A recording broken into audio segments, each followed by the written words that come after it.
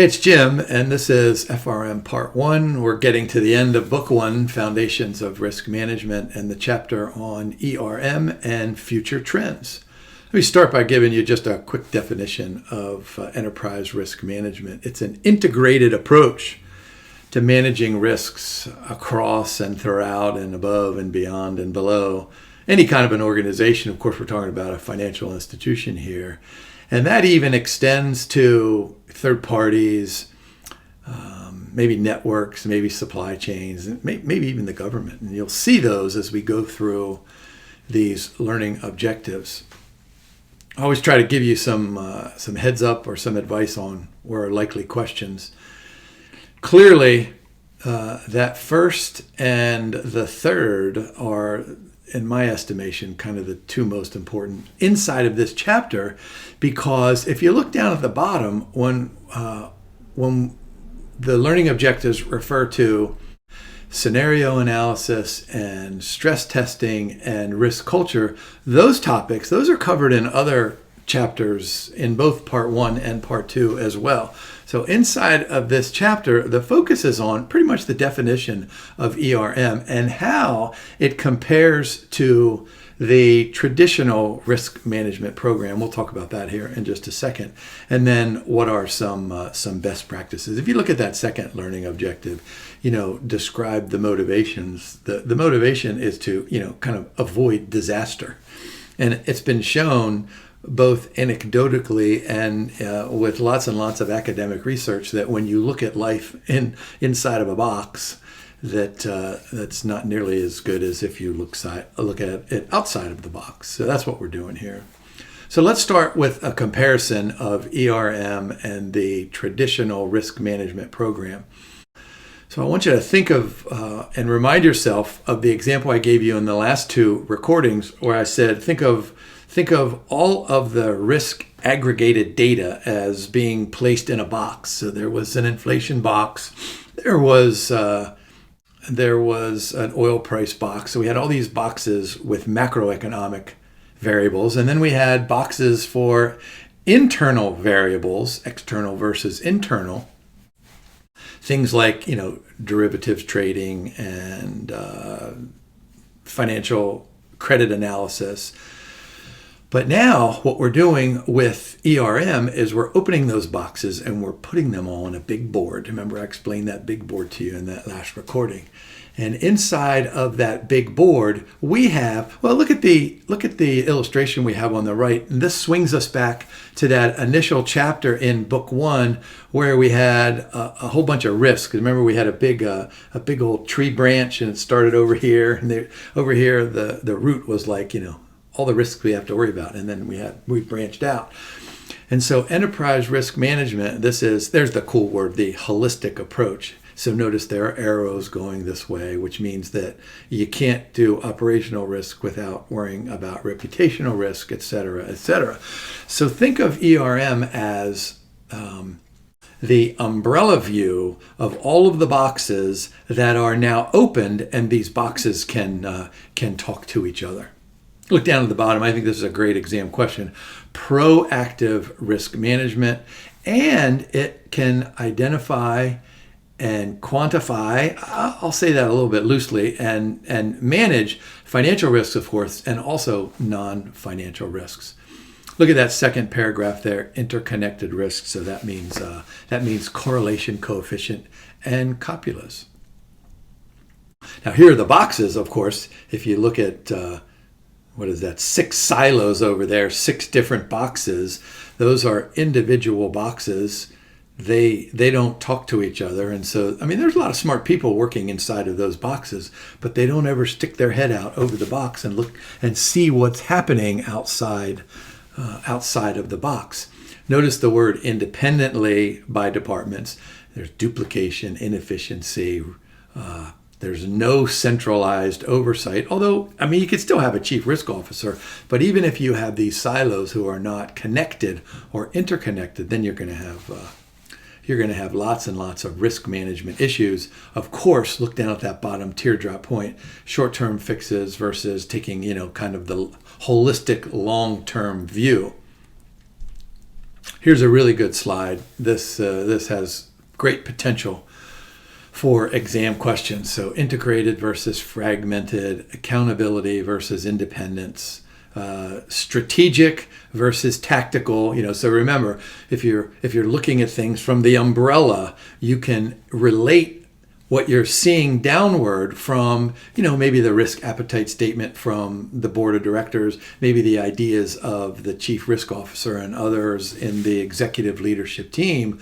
But if you're inside of the box and you're not looking, you're just worried about, okay, what am I doing here in derivative securities?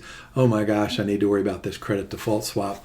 I really don't care what's happening in other parts of the financial institution. So collaboration and restriction on communication, that's another good one. And then there's a specific reference to the risk appetite. So when you're looking from above, and remember, this is top down, of course, starts with the board of directors. You've got that risk appetite statement in your hand, and you can look and see what's happening inside of all the boxes, and then you can see all the boxes talking to each other.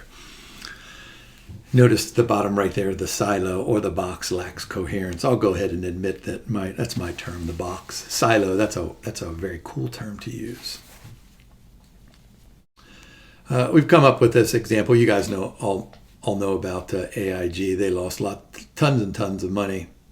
My estimation is that AIG was caught shorthanded in the 2008 financial crisis because they were lazy, right? It was really easy to write a credit default swap and say, sure, we'll insure this bond. It's a AAA rated bond. Just go ahead, send us tens of millions or hundreds of millions, excuse me,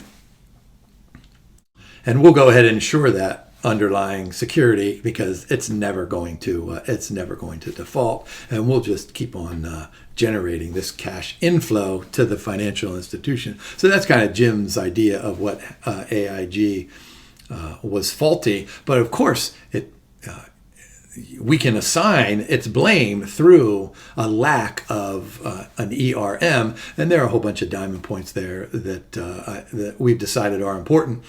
I think the biggest one down there is that they underestimated that counterparty risk and the impact of a ratings downgrade because they were just figuring that those underlying securities were going to stay investment graded. So remember, what's the lesson?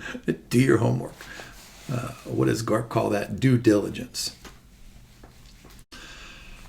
Here's a great scenario that has the potential for showing up on the exam. We've created this Aurora Bank, and we're going to look down at a rising interest rate environment and see how ERM would work and how the silo or the box approach would work.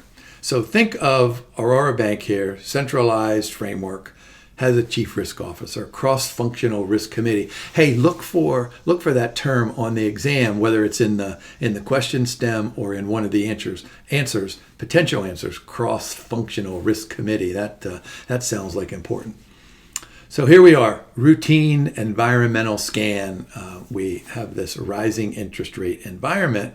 So we've got these boxes over here at the bottom right in our illustration. We have a unified risk appetite statement, and we're saying something about duration gap and maybe some other things that are involved. And so how is this ERM going to look? So let's start with the illustration over on the right. So the red and the yellow, these are no good, right? These are flashing signs that say these are huge amounts of risk. So what happens? We think that, let me go back here. What did we say? We've got a rising interest rate environment. So that's going to impact all of our boxes to some level or another, right? So, I mean, some boxes will be impacted more than other boxes. So what do? We've got Treasury doing something. We've got commercial lending. We've got the risk team. We've got compliance. We've got the dashboard worrying about earnings at risk. And so what happens? Because we're looking at this from top down and we've got the risk appetite statement in our hand and we're looking at all of these different silos back here and they're talking to each other. I mean, they're doing their business right inside of their silo, but they're saying, hey, how does that relate to what you guys are doing over there. So notice these decisions, which are coordinated risk actions across departments. Notice that we have some green and we've gone from red to whatever that color is there. So that's good, right? What we have done is this enterprise risk management system has appropriately and reasonably helped us manage, let me go back here, to a rising interest rate environment. On the other hand, if we're just operating inside of our silos and all these, and let's face it, really smart men and women are operating inside of those silos, but they're not talking to each other, well, we can have prioritization, we can forget about the risk appetite statement, we can make loans that we probably shouldn't be making in that kind of environment if the left-hand side of the balance sheet and the right-hand side of the balance sheet are not matching. So we've got this duration gap, asset liability management mistakes. So notice we've got the red and the red and the, what did I say, that was orange or some kind of a yellow. Notice what's happened after the interest rates rise. Well, then we have all red. And I'm wondering if you guys aren't thinking that, you know what, this happened back in 2023.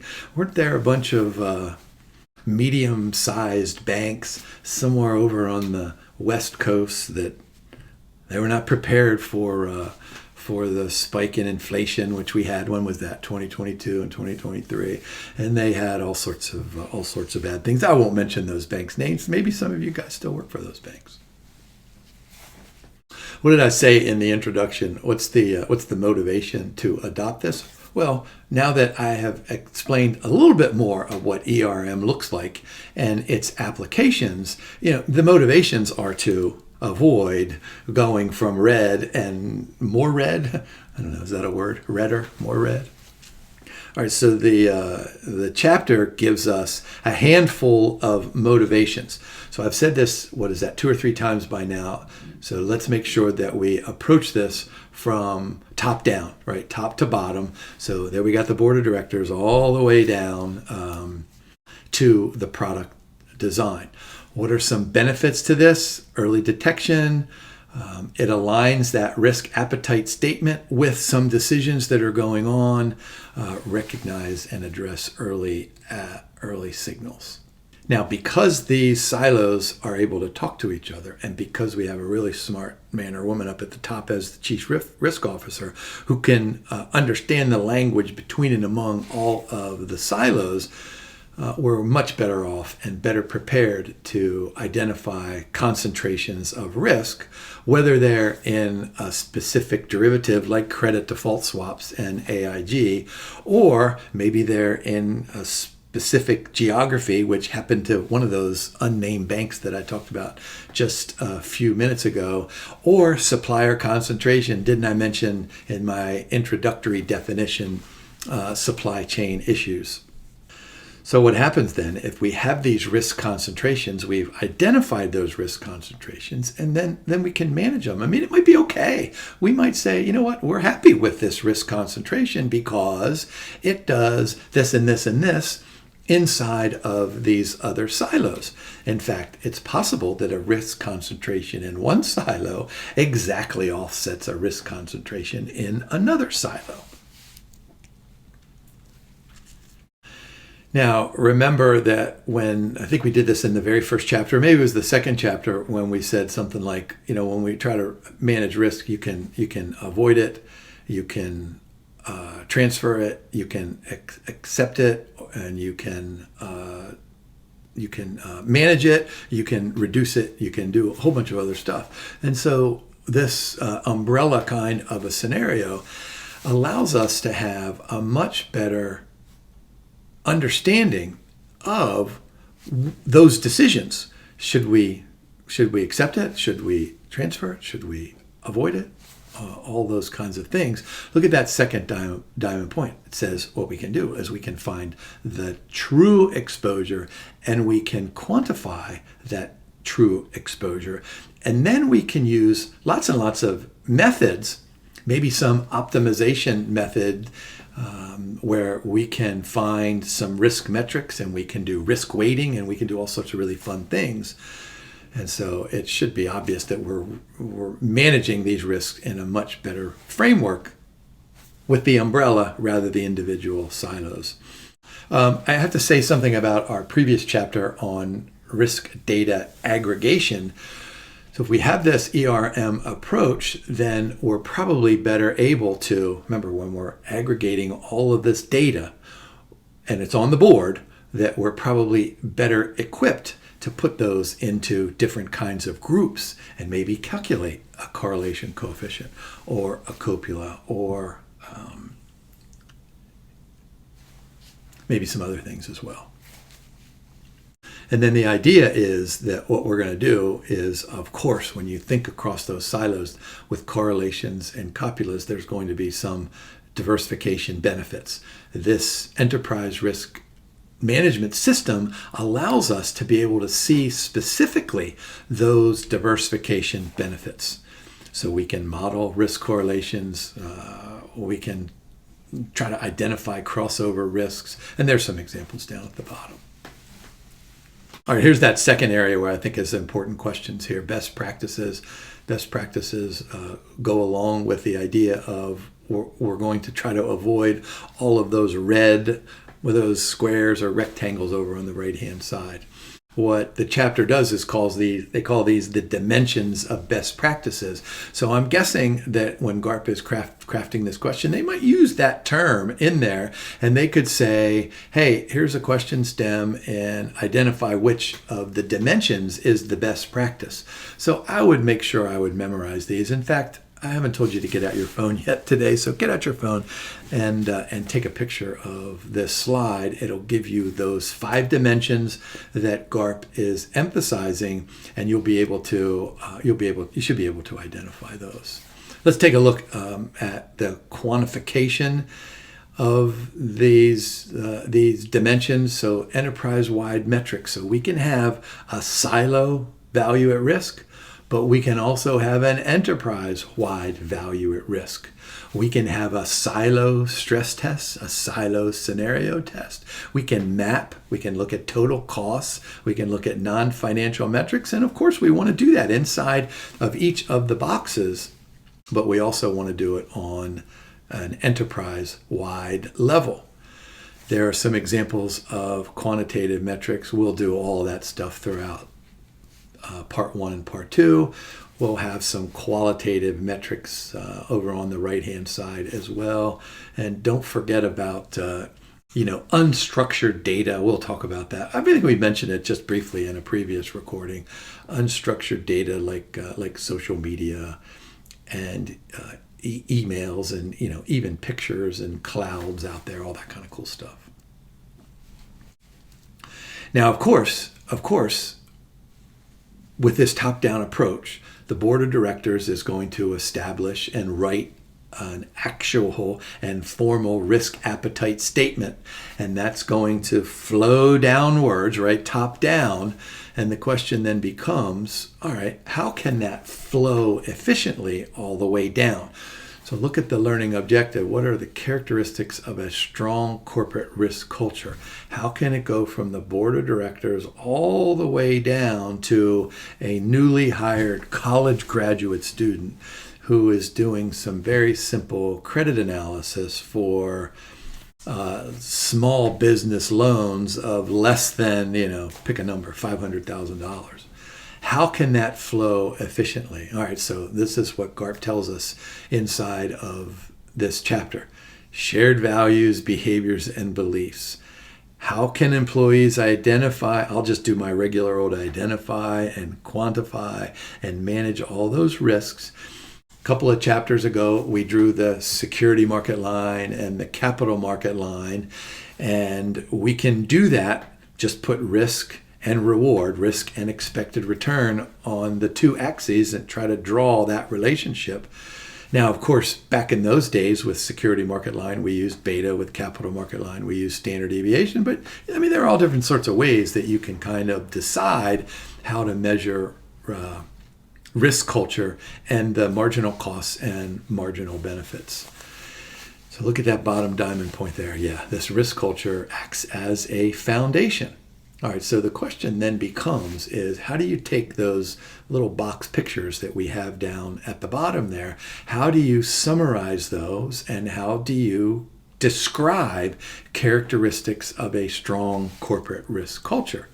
Well, the easy answer is to say, well, we have to make it a top priority. So it's a priority up here, then it's a priority here, and it's a priority here. Now, this illustration that we have, the risk culture goes all the way out. So there's the governance up at the top that goes to things like the board of directors and how it flows down. Then we have incentives over there. How are we going to arrange compensation agreements so that all of our employees, those in high decision-making responsible positions and those in not, how do we craft a compensation contract to provide them with the incentive to be a part of the risk culture? I'm just going to go ahead and say, you know what? I'm going to go back to Fonzie. You guys don't even know who Fonzie is. Happy Days, great TV show back in the 70s. Fonzie, there's your homework assignment. Look up Fonzie. Fonzie was cool. He just did everything cool. And so the idea here, and I don't even know what the new word is for cool. I'm almost 64 years old. Make risk culture cool. Make it something that everybody is proud of. Because the important thing, look at that third bullet point there, risk culture directly influence the risk-taking behavior.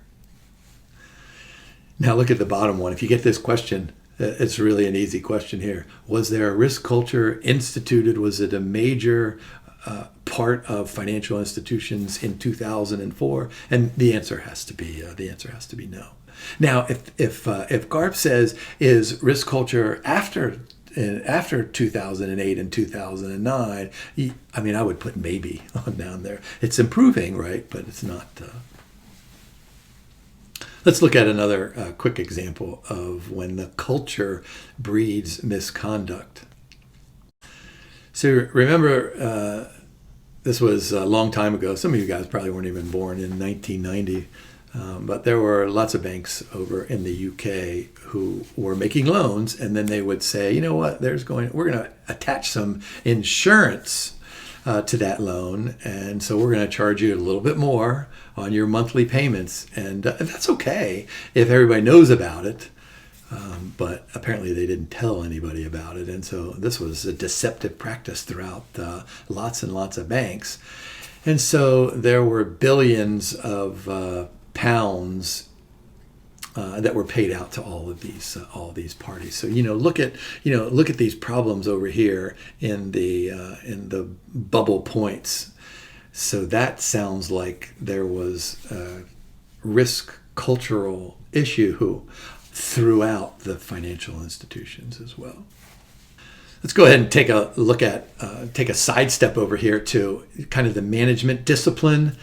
And the management discipline will focus on different kinds of layers within an organization. And so this comes directly from management theory. So you have the purple, and then you have the red, and then you have the orange. So individual level culture.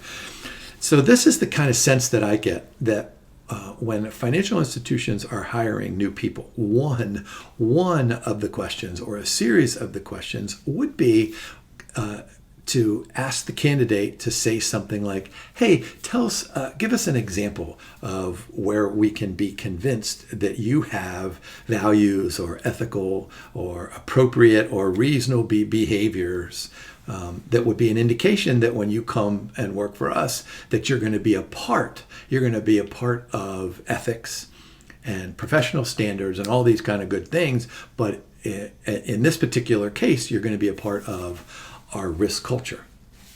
I have no idea what I would have answered when I was a senior in college. I probably would have shook my head and gone like this and said, I need a job. Can you give me a job? But you guys all have good jobs, so you probably answered that question really, really well.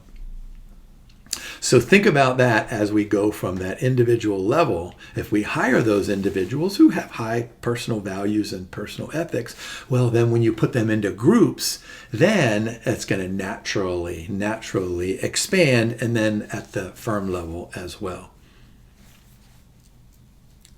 Now, I think this is a good exam question. Look at the second to last diamond point there. misalignment between layers, hiring the wrong people, forming teams that do not think.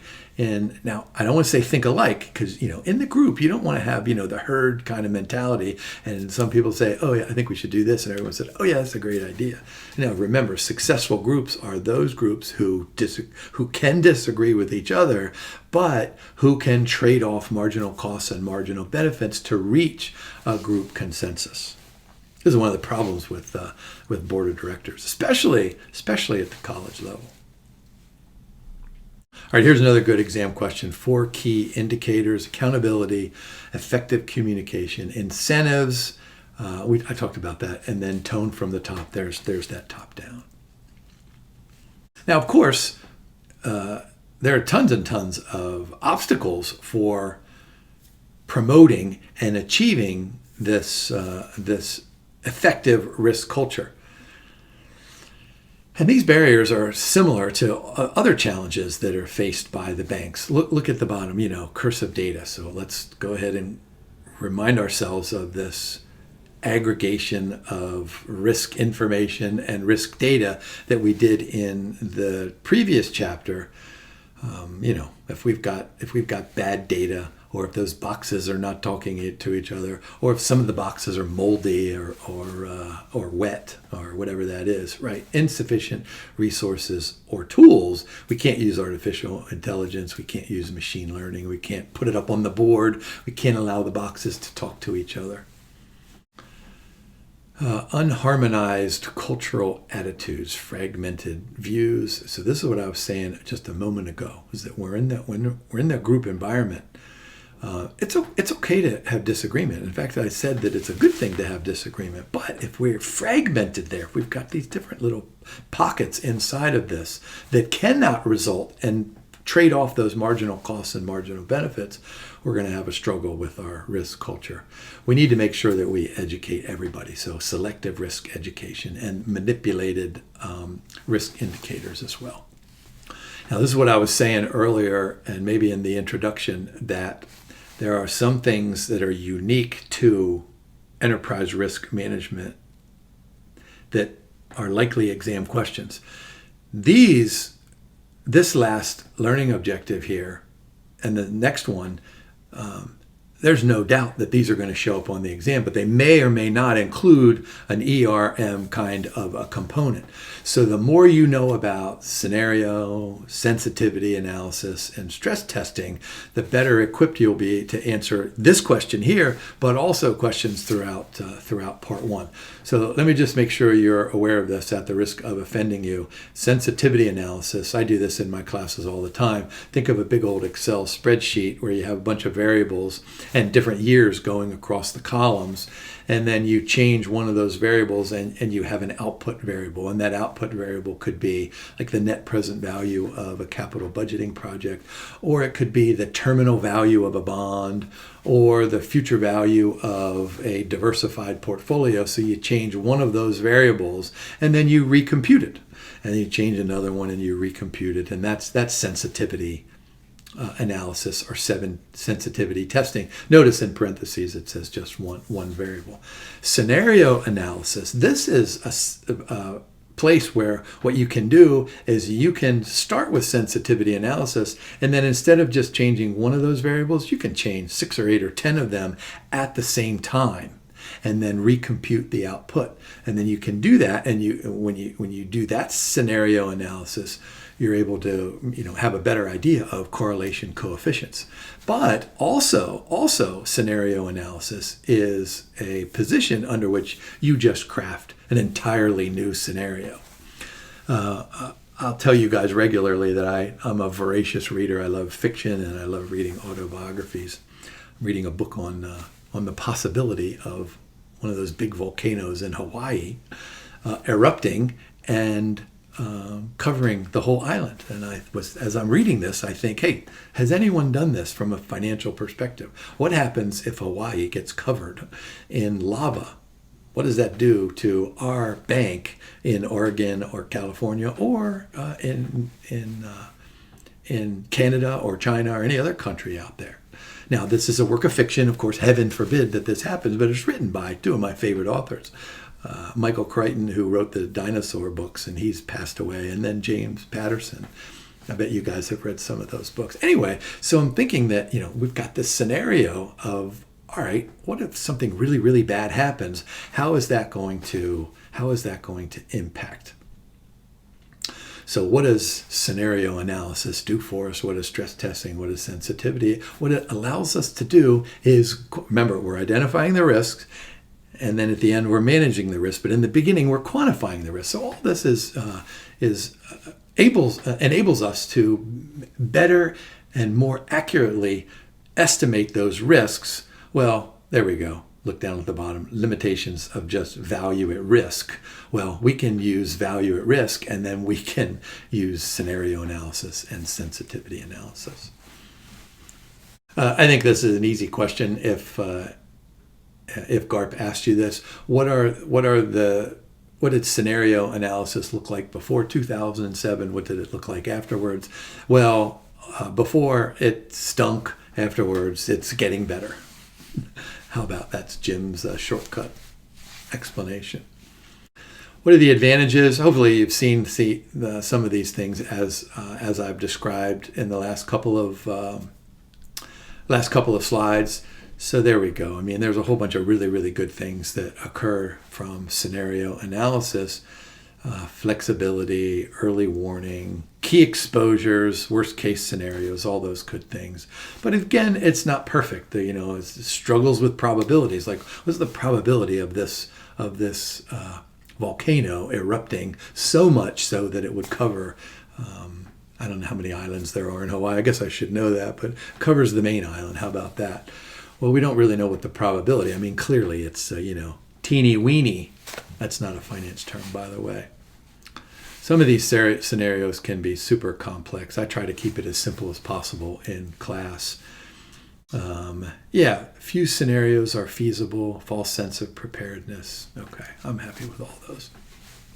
All right, let's go ahead and look at this last learning objective where we're relating stress testing and capital planning. So think about the balance sheet for a financial institution. So we're on the top right that has things like debt, and then the bottom right has things like all of our equity capital. So how do we plan on that capital, and how does that relate to what the Fed tells us and the Basel people tell us, and all of the people out there say you got to have some kind of a buffer over there on the bottom right hat of the balance sheet.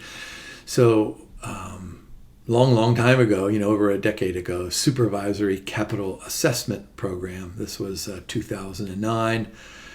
And remember, we called these things the too big to fail banks. Now we call them something else, systematically rigorous testing, etc., etc.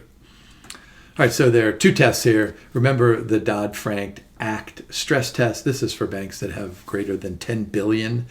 And this is done over 9 quarters, so it's not quite, it's a little bit over 2 years. And what that 9th quarter does is it gets you, you can go back 2 years from that previous quarter. And then, let me skip ahead. Here's the CCAR. Look at the bottom there. This is for banks that have greater than 50 billion. So remember, the Dodd-Frank is greater than 10. This one is greater than 50. And really, they're very similar tests, but notice there, this one is more rigorous, more comprehensive, because these are the bigger banks. So what both of these things do is they come up with a baseline. They come up with, all right, what's kind of normal bad news? We'll just call that an adverse scenario. And then let's go ahead and do the volcano erupting in Hawaii, depression-like recession, plunging demand. And so we do this stress testing with all three of these kinds of levels, so you know what happens if we have just regular economy, and then if we have a slightly poor economy, and then if we have a super bad economy. And so we can do this. And what this does then is this allows, let me go back here. Where's that learning objective? There we go. The relationship between stress testing and capital planning. What that allows us to do then is take a look at the bottom right of our balance sheet under these stress scenarios, moderately stressed and then severely stressed. And what is that going to do to the bottom right of our balance sheet, and how are we going to respond to it? Oh my gosh, this is such cool stuff here. Okay, I did all that.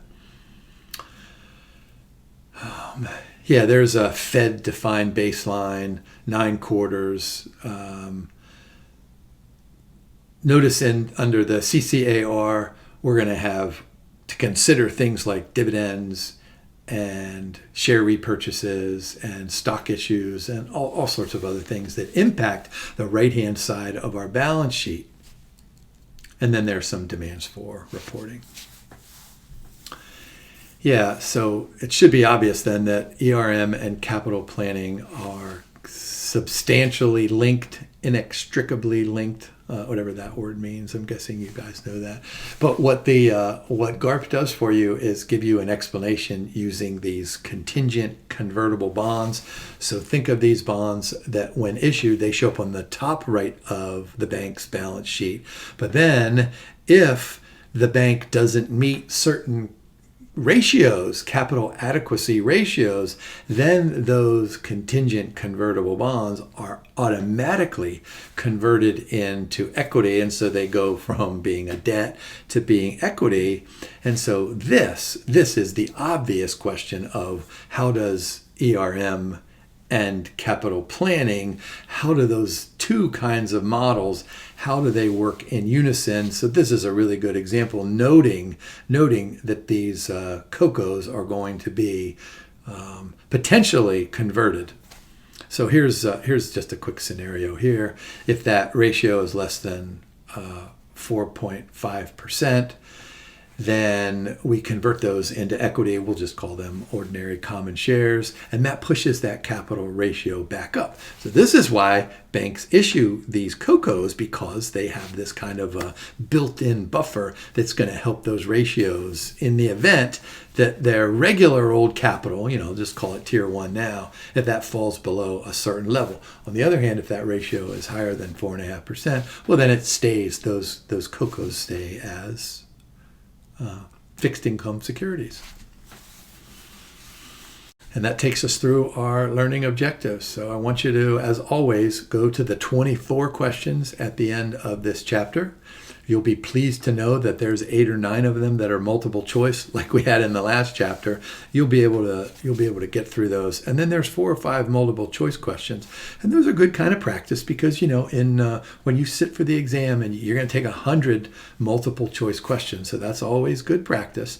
But then the first, it's 10 or 12 of those questions, they asked you to give examples. So they'll say, like, describe something and explain something. So those are good practice questions. And then I want you to go to our dashboard, and I want you to work on a couple of our quizzes or multiple choice questions in there. So, hey, thanks for watching. And remember, as we go to the end of book 1, we're going to go to history lessons. There are 2 chapters on actual failures out there, and GARP will test you on those failures. So I'll see you then. In the meantime, have a great day.